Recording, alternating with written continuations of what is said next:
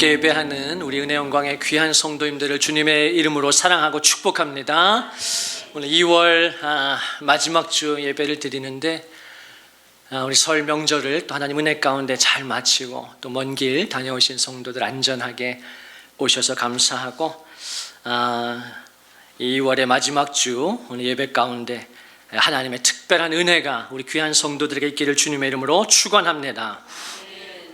하나님께서는 우리가 영적으로 살아있고 또 활기차고 생명력이 넘치는 그런 삶을 살기를 바라십니다. 그러니까 하나님은 저와 여러분이 이렇게 영적으로 살아있어서 정말 우리의 마음과 뜻을 다해 그분을 찬양하고 예배하기를 활기가 있고 생명력이 있어서 우리가 죽은 신을 섬기는 것처럼 이렇게 타종교에서 제사 드리듯이 그 허무한 불상에 절하듯이 아무 생명력이 없는 것이 아니라 우리가 살아계신 하나님을 예배할 때에 정말 저와 여러분이 생명력이 있기를 주님이 바라세요. 또 우리의 삶의 자리에서도 힘들고 고난이 많지만 그 속에서도 성도이기 때문에 하나님을 의지하고 또 그분을 더 의지하기를 그래서 마침내 하나님께서 주시는 힘을 얻고 그 힘으로 살아갈 수 있기를 하나님이 기대하십니다. 요한복음 10장 10절에 보면 예수님께서 아주 중요한 말씀을 하십니다. 우리 성경에서 가장 중요한 말씀이라고 해도 과언이 아닌데요, 우리 성도들의 심령에 이 말씀이 늘 있어야 합니다. 주중에도 이 말씀을 계속 생각할 수 있어야 하고요, 또 많이 묵상하실 수 있어야 해요. 우리 같이 한번 읽어볼까요? 시작. 도둑이 오는 것은 도둑질하고 죽이고 생명을 얻게 하고 더 풍성히 얻게 하려는 것이라. 아멘. 주님의 아주 깊은 심정이 녹아있는 구절이에요. 내가 온 것은 너희에게 생명을 얻게 하고 더 풍성히 얻게 하려는 것이다. 제가 서두에 말씀드린 영적으로 살아있고 활기차고 생명력이 있는 삶이에요. 자, 그런데 그게 그냥 되는 게 아니라고 주님이 말씀하시죠. 왜냐하면 누가 있습니까? 도둑이 있다는 거예요. 도둑이. 우리의 대적이 있습니다. 원수가 있어요. 마귀가 성도를 끊임없이 도둑질하려고 하고 기쁨을 빼앗고 활력을 빼앗고 생명력을 앗아가려고 마귀가 역사한다는 것이에요. 근데 힘이 없는 거예요, 성도들이. 너무 마귀가 장난질을 치니까. 결국은 마귀가 우리를 어떻게 합니까? 죽이려고 하는 것이에요. 죽이려고 한다. 그리고 파멸로 몰고 가려고 하는 것이에요. 그럼 그 마귀가 어떻게 신자의 삶에 역사하는가? 하나님의 영광스러운 자녀임에도 불구하고 왜 우리가 마귀에게 도둑질을 당하나? 거기에는 죄의 문제가 있기 때문이죠. 마귀는 그냥 역사하는 것이 아닙니다. 죄를 통해서 역사하는 것이죠. 죄는 문과 같습니다. 믿음이 하나님의 은혜가 들어오는 문이라면 죄는 마귀가 역사하는 문과 같아요. 성도의 믿음이 하나님의 은혜가 들어오는 문과 같다면 우리의 죄는 마귀가 역사하는 문과 같습니다. 그래서 우리가 죄를 지으면 그래도 괜찮은 게 아니고 우리가 죄를 지으면 지을수록 대적에게, 원수에게 문을 활짝 열어주는 것과 같아요. 마귀가 우리의 삶을 얼마나 노략질하고 또 심하면 우리의 가정을 얼마나 마귀가 유린하는지 몰라요. 그것이 오늘 예수께서 말씀하신 이 마귀의 세 가지 역사입니다. 마귀는 너의 삶을 내버려 두지 않는다. 도둑질하고 죽이고 멸망시키려고 한다. 제가 오늘 이 아침에 특별히 2월 마지막 주이기 때문에 제가 조금 깊은 설교를 드리려고 합니다. 죄와 고난에 대해서, 그리고 말씀과 성령에 대해서 좀 어려운 주제이지만 제가 최대한 쉽게 설명드리려고 하니까 여러분 귀 기울여서 이 시간 말씀을 들으시면 여러분의 영적 생활에 많은 유익이 있을 것입니다. 제가 오늘 조금 쉽게 좀 정리를 해드리려고 합니다. 먼저 그리스도인의 특징을 좀 살펴보려고 하는데요. 우리 성도들께서 이제 기본적으로 이것에 대한 이해가 있으셔야 해요. 같이 한번 읽어볼까? 우리 그리스도인의 특징인데 우리 두 줄 제가 정리해드렸는데 같이 한번 읽어보겠습니다. 시작. 그리스도인에게는 성령이 내주하신다. 그의 마음은 거듭났고 새로워졌고 성령의 전이 되었다. 자, 이것이 그리스도인의 특징입니다.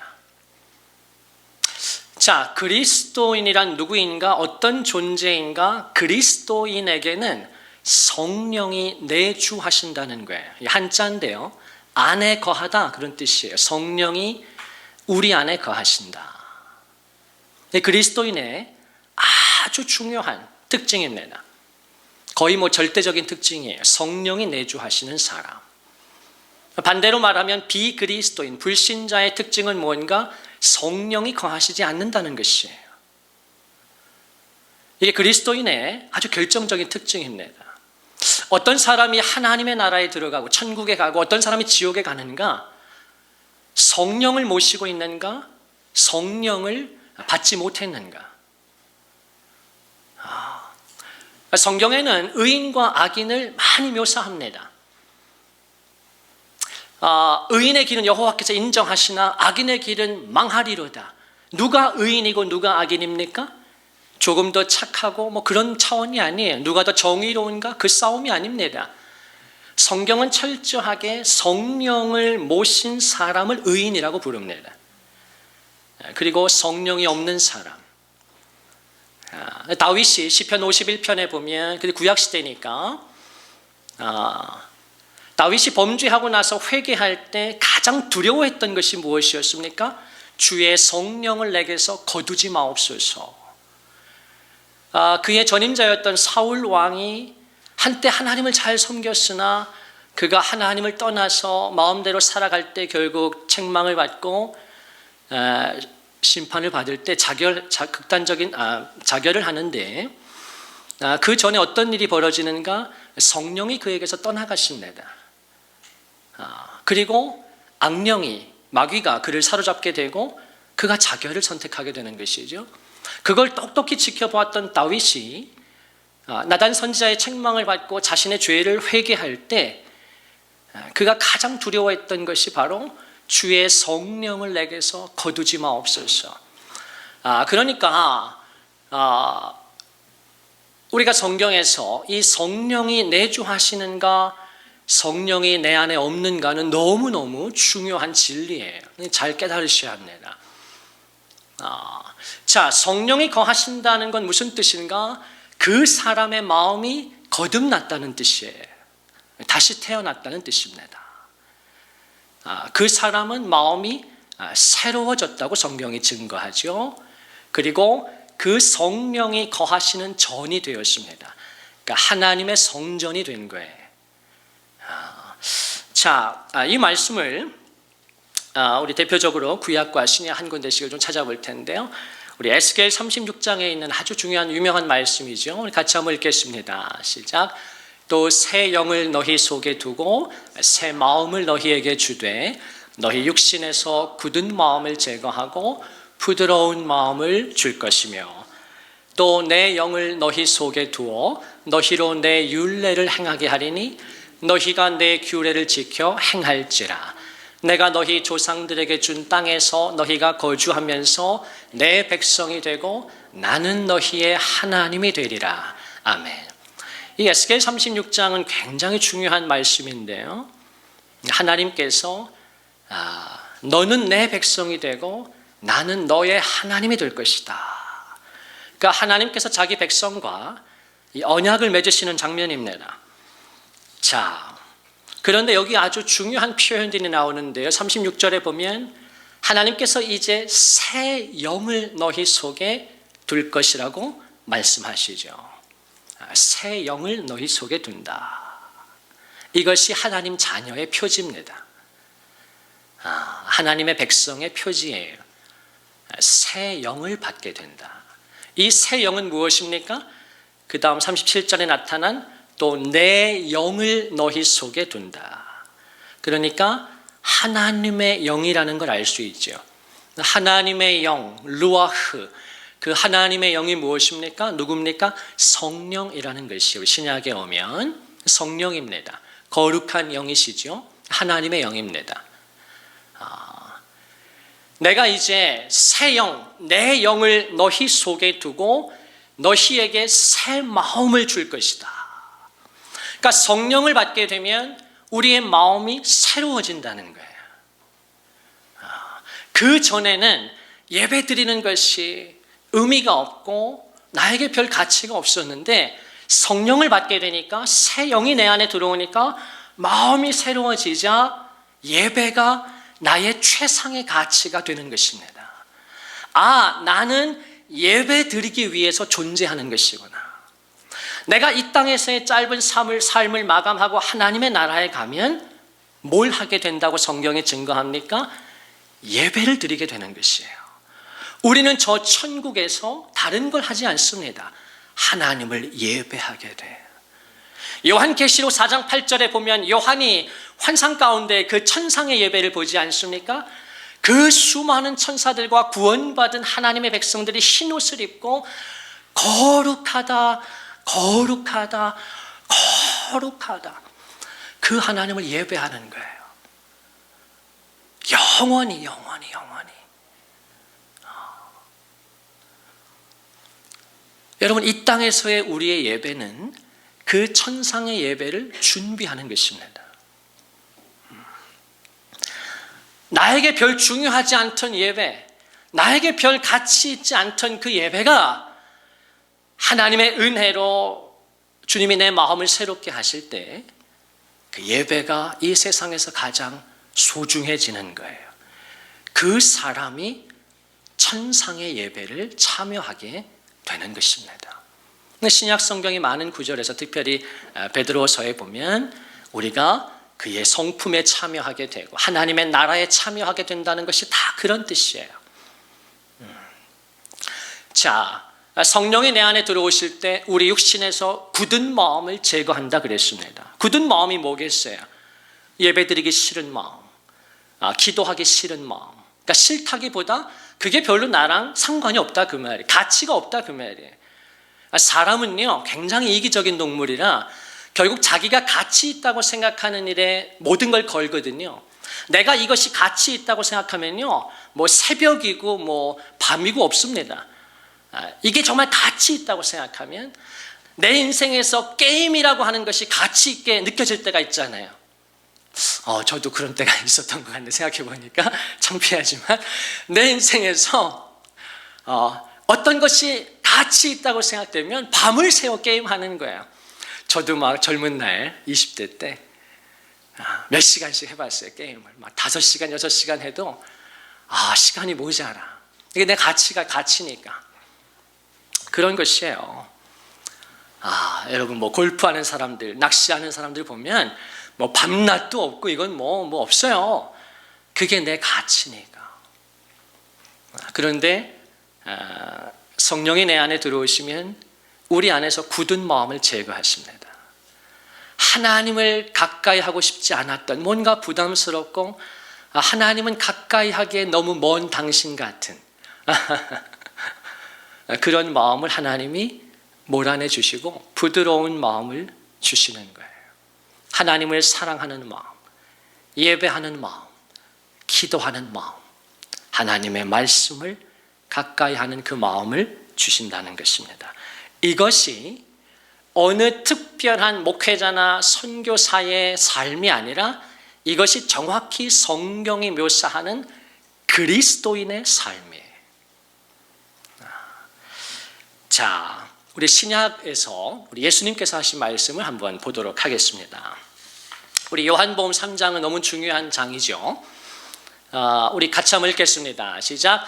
예수께서 대답하여 이르시되 진실로 진실로 내게 이르노니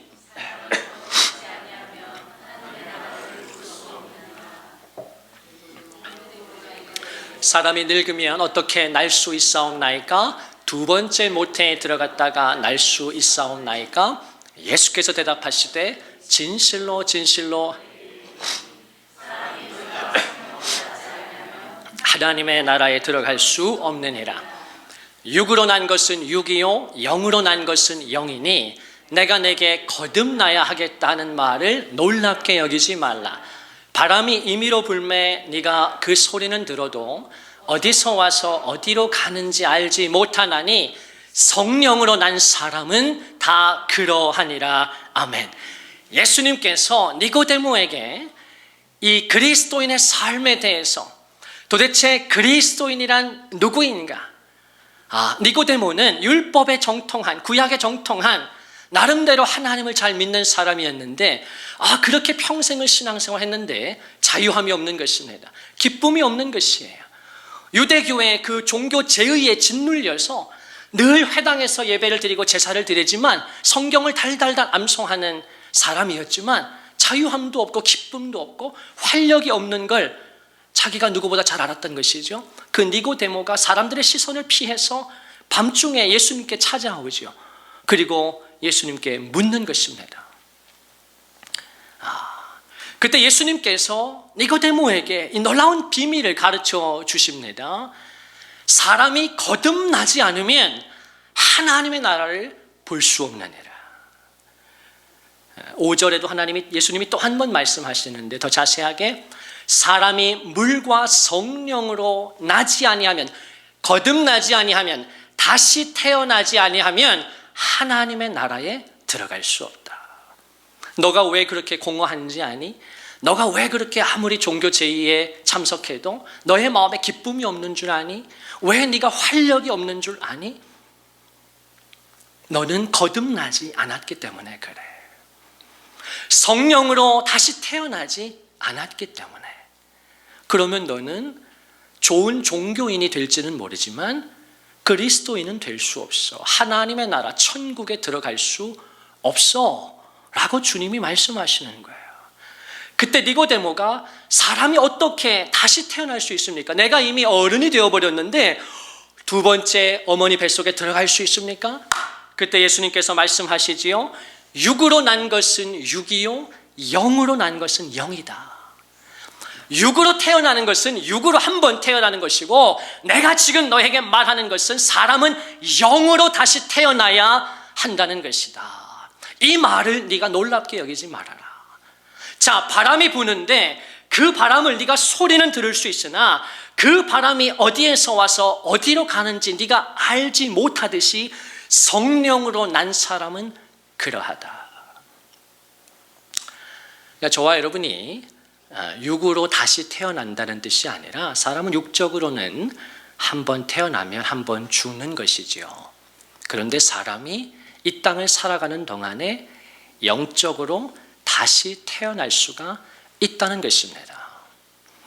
내 자아에 대해서 절망하게 될 때, 내가 어렸을 때는 좀 괜찮은 줄 알았는데 내 인생을 아름답게 펼칠 수 있다고 생각했는데 꿈이 있었는데 또 내가 괜찮은 착한 사람이라고 생각을 해봤는데 20대가 되고 30대가 되고 결혼을 하고 사회생활을 하게 되고 인생을 살아보니 내 속에 아름답고 깨끗한 것보다는 추하고 더러운 것들이 가득하다는 것을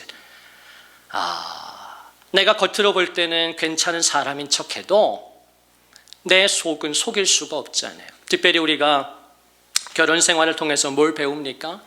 적나라한 부부 관계를 통해서 나의 밑바닥을 보게 되죠. 밑바닥이 아니라 사실은 진짜 나를 보게 되는 것입니다. 결혼이 소중한 것이죠. 결혼이 소중한 건 다른 데 있지 않습니다. 내 실체를 보게 해주는 거의 유일한 통로가 결혼입니다. 우리는 결혼 생활이 아니고서는요, 사람이 자기 실체를 직면할 기회가 거의 없어요, 살면서. 하나님께서 결혼이라고 하는 제도를 만드신 겁니다. 너를 똑바로 보라는 것입니다. 네가 누군지 보라는 것입니다. 우리가 그 속에서 또 인생의 다양한 고통과 삶의 실패를 만나면서 사람은 절망하게 됩니다. 자기 자신에 대해서 절망하게 돼요. 자, 그때에 중요한 두 가지 반응이 이제 나타납니다. 내가 나 자신에 대해서 실망하고 절망하게 될 때 누구나 그 속에서 분노가 올라오거든요. 분노가 올라옵니다. 그걸 누구나 표출하게 돼 있어요. 자, 그런데 거기서 그 분노와 적대감이 하나님을 향해서 가는 사람들이 있습니다. 많은 사람들이 이제 그 길을 선택합니다. 나는 원래 그렇지 않은데, 나는 좋은 사람인데 이놈의 세상이 불공평하고 그 세상을 만드신 하나님이 불공평하기 때문에 내가 이렇게 된 거야. 자기 자신은 합리화하는 거예요.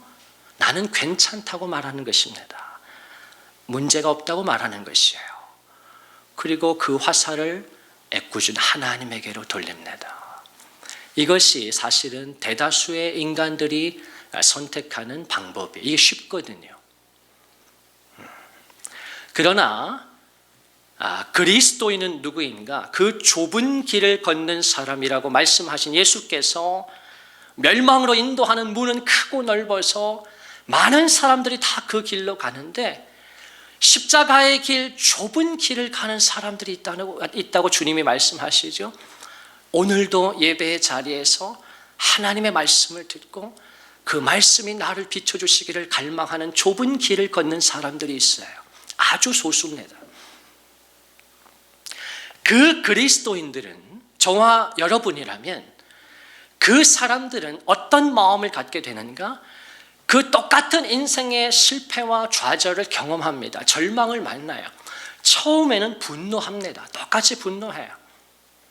십자가의 두 강도를 보세요. 처음에는 똑같이 예수님을 저주하는 것입니다. 분노하는 것이에요. 그런데 여기서 이제 그리스도인의 특징이 나오는 거예요. 성령으로 말미암아 새 영을 갖게 된 사람들, 새 마음, 부드러운 마음을 소유한 신자들은 그 절망의 자리에서 분노로 끝나지 않습니다. 거기에서 자신의 죄를 보게 돼요.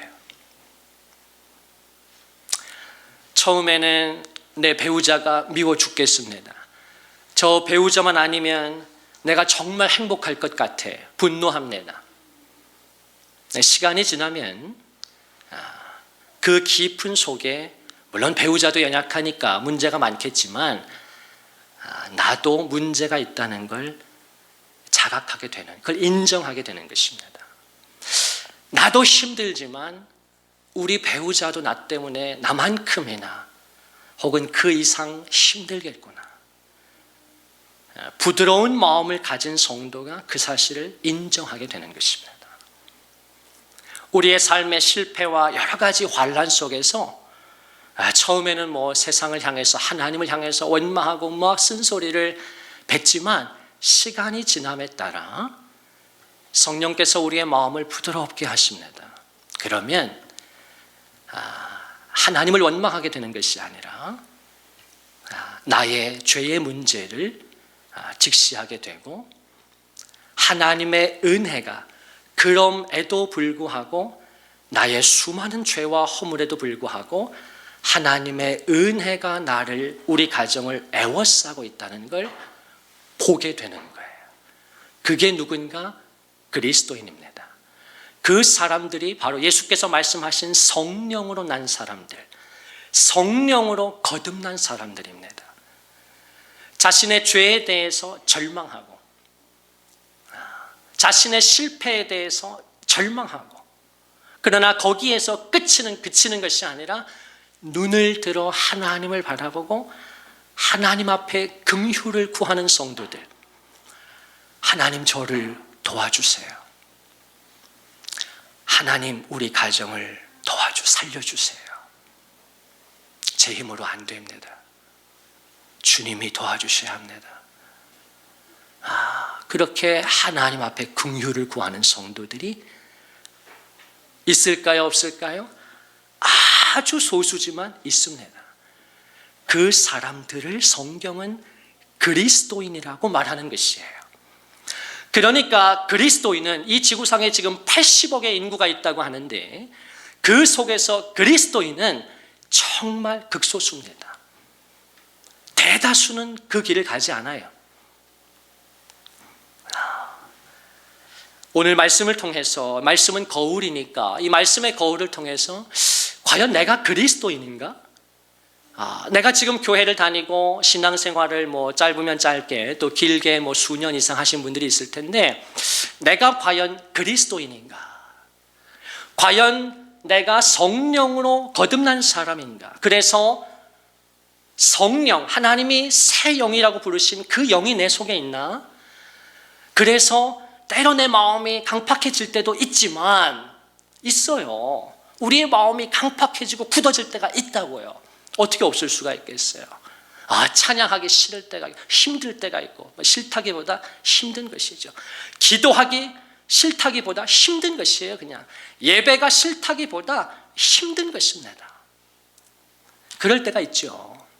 그런데 거기에서 끝나는 것이 아니라 주님이 내 마음을 돌이키셔서 부드러운 마음을 갖게 되고 하나님의 도우심을 구하게 되는 사람들이 있어요.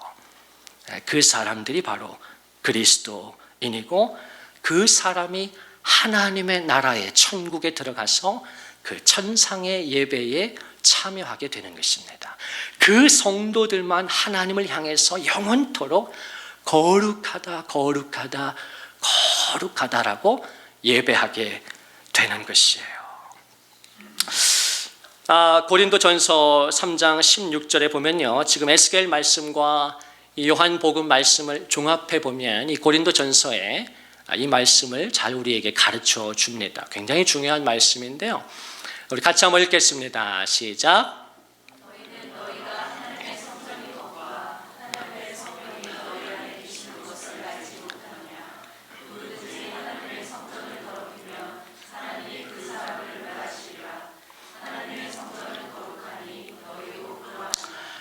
너희는 너희가 하나님의 성전인 것과 하나님의 성령이 너희 안에 계시는 것을 알지 못하느냐.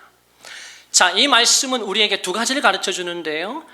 첫 번째는 제가 지금 말씀드린 것과 같이 성령이 우리 안에 거하신다는 이 그리스도인의 아주 중요한 절대적인 표지입니다. 성령이 내 안에 거하신다. 자, 하나님의 성령이 우리 안에 계실 뿐만 아니라 성경은 그 사람을 어떤 존재라고 부릅니까? 너희는 하나님의 성전이라는 것이에요. 저와 여러분이 하나님의 성전이라 그 말입니다. 이 말은 다시 말하면 우리의 가정이 하나님의 성전이다 그 말이에요. 우리의 가정이. 그리스도인이 사니까. 자, 17절에 보면 좀 무서운 말씀이 있는데 누구든지 하나님의 성전을 더럽히면 하나님이 그 사람을 멸하실 것이다. 이 하나님의 성전이 누구라고 했습니까? 무엇이라고 했습니까? 우리 자신이라고 했어요. 우리 가정이라고 했습니다. 성령이 계신 사람, 성령이 계신 가정, 공동체, 그게 하나님의 성전이라고 지금 말하는 거예요. 그런데 누구든지 그 하나님의 성전을 더럽히면 하나님이 그 사람을 용서하지 않는다는 것입니다. 왜 그렇습니까? 하나님의 성전은 거룩하니 너희도 그러하기 때문이다. 그러니까 그리스도인이 된다는 것은 단순하게 예수 믿고 교회 다니고 직분을 받고 봉사하고 헌신하고 사역하고 그런 차원이 아니라는 것입니다. 그리스도인이 된다는 것은 성경적인 의미로 철저하게 성령을 모셔서 나 스스로가 하나님의 성전이 되는 것이에요. 그 사람을 성경은 그리스도인이라고 부르는 것입니다. 만약 그렇지 않다면 오늘날 많은 교회에 다니는 사람들은 다 누굽니까? 종교인들입니다. 종교인들이에요. 교회 다니는 그리스도인이 아닙니다. 종교인에 불과한 것이에요.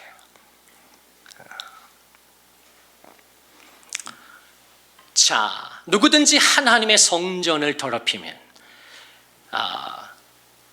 네가 하나님의 은혜로 택하심을 받고 부르심을 받고 그리스도의 피로 너의 죄를 대속함 받아서 하나님의 성령이 너희 안에 거하시도록 하나님이 너를 그렇게 대우하셨다면 너가 이제 하나님의 자녀, 하나님의 백성, 하나님의 사람, 하나님의 성전이 되었는데 네가 만약에 너의 몸을, 너의 마음을, 너의 삶을 더럽히면 네 마음대로 살아가면 하나님이 너를 용서하지 않는다는 것입니다. 천국에 갈 수가 없다는 것이에요. 거룩한 하나님의 성전인 너의 가정을 더럽히면 하나님이 그 사람을 용서하지 않습니다. 가정이 얼마나 소중하고 아름답고 거룩한지 몰라요. 아내와 남편은 정말 결혼 생활 동안 순결을 지키고 정말 남편은 한 아내에게, 아내는 한 남편에게 정말 모든 것을 다해서 살아야 합니다. 지금 얼마나 이 세상에 얼마나 많은 하나님의 성전인 가정들이 무참하게 깨어지는지 모릅니다. 남편이 이상한 짓 하고 돌아다니고 아내도 이제는 가만히 있습니까? 지금 어떤 시대입니까? 보통 시대가 아니죠. 이제 그러다 보면 부부가 다 이제 그러는 것이에요. 마귀가 죽이고 멸망시키기 때문입니다. 그런데 성경은 그래서 말씀을 통해 엄히 경고하는 것이에요. 하나님의 성전은 거룩하니 너는 거룩하다. 너의 가정은 거룩하다. 그러니 네가 하나님을 의지하고 부족하고 연약해도 때로 넘어지더라도 포기하지 말고 하나님을 의지해서 그분 뜻대로 네가 살아야 한다. 또 그렇게 너희 가정을 지켜야 한다. 그렇게 남편은 아내를 위해, 아내는 남편을 위해 사랑하고 기도해 주어야 한다는 것이에요. 그때 하나님께서 그 가정을 지켜주십니다. 그리고 그 자녀들을 순결하고 거룩하게 지켜주십니다. 자, 이러한 그리스도인은요, 변화를 경험합니다. 그리스도인의 특징은 마음의 변화가 있다는 것이에요. 삶의 변화가 있다는 것입니다.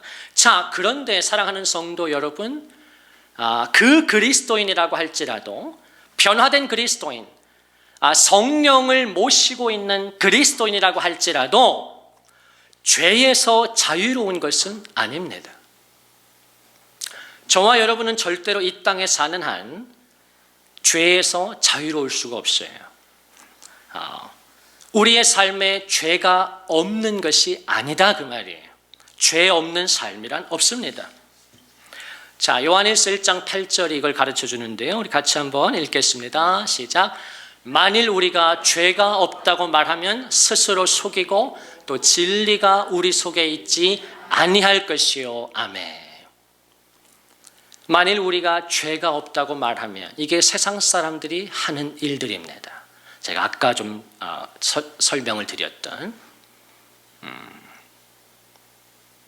내 인생의 아픔과 고통과 실망과 절망을 만나게 될 때 누구나 만나는데요.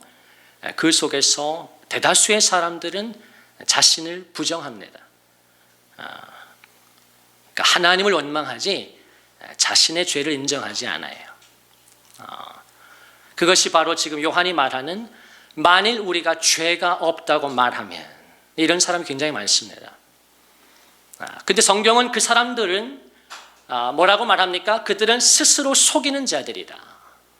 진리가 우리 속에 있지 아니할 것이요. 자, 그러면 그리스도인이란 어떤 사람들인가? 죄가 없는 사람들이 아닙니다. 절대로 죄를 안 짓는 사람들이 아니에요. 그냥 순결하고 거룩한 사람들이 아닙니다. 천사들이 아니다 그 말이에요. 그리스도인의 중요한 특징은 뭔가? 죄가 없다는 것이 아니라 자기의 죄를 인정하는 사람들이에요. 그리스도인입니다.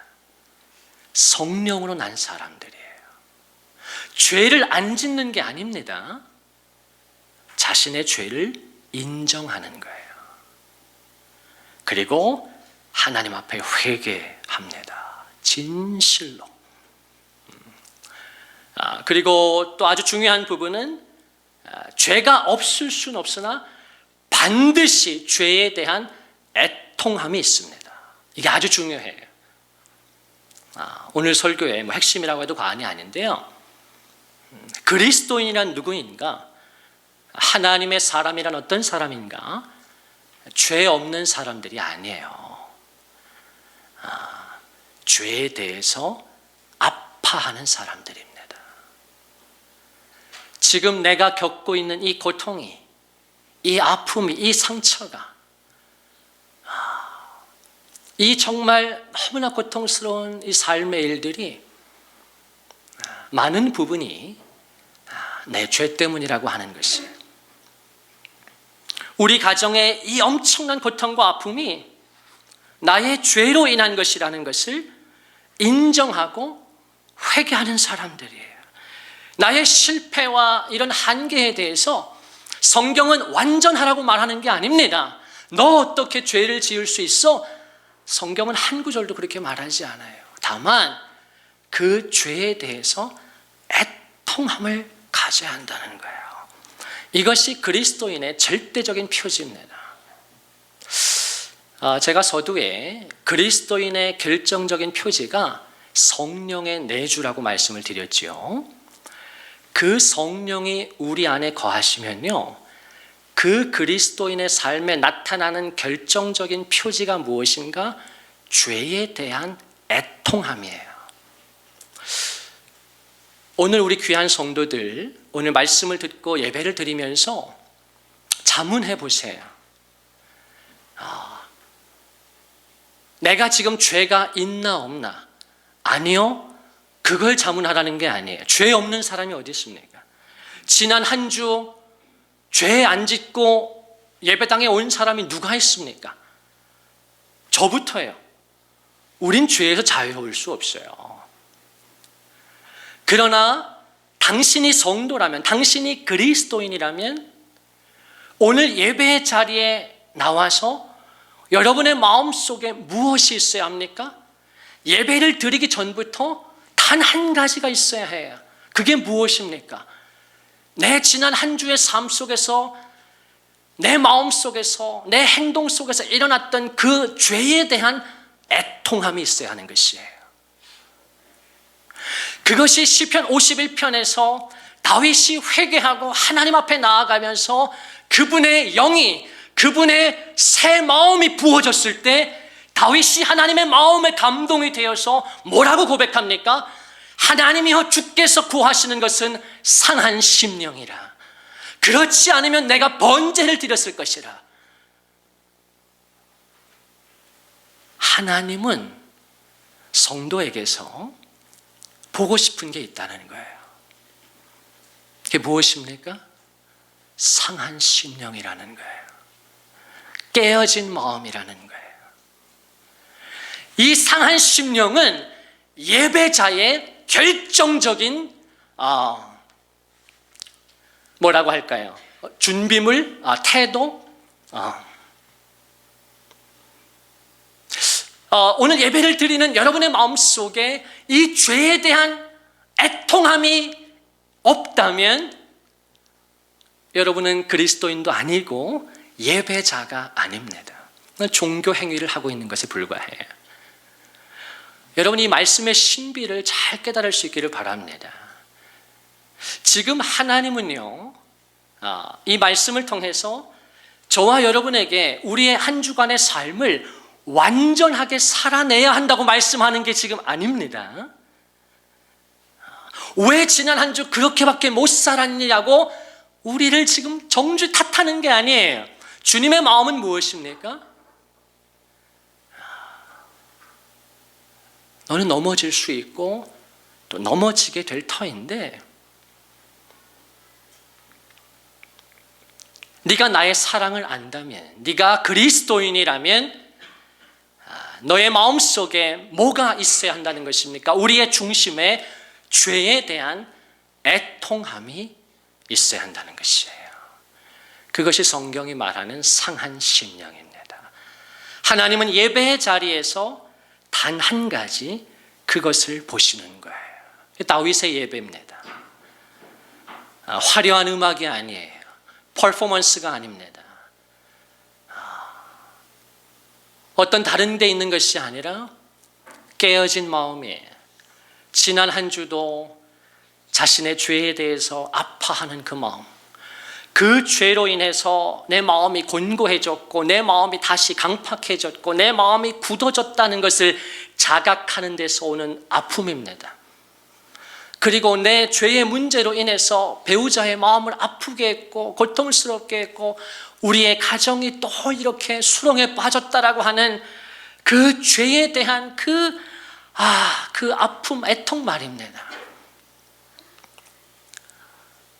여러분, 하나님은 저와 여러분에게 우리의 가정을 향해서 완전하라고 말씀하시는 게 아니라 그 상한 심령을, 그 애통함을 가져야 한다고 말씀하시는 거예요. 제가 오늘 설교를 여기까지 하고 다음 주에 이어서 말씀을 드리겠습니다. 오늘은 죄에 대해서 제가 조금 다루었는데요.